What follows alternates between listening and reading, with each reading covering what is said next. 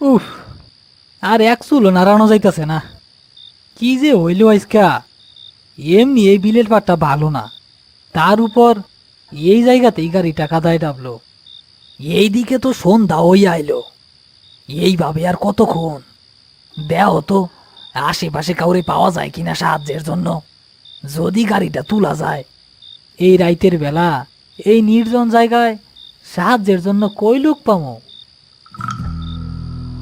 আরে ওই তো বিলের কিনারে কেউ একজন বইসা রইছে। চলো তো গিয়া দেখি।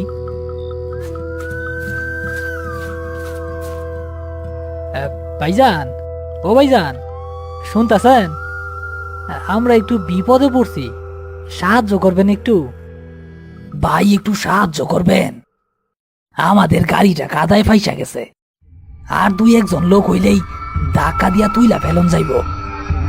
হ্যাঁ, চিন্তা কইরো না ভাই, কিছু না কিছু একটা ব্যবস্থা ঠিক হইয়া যাইব।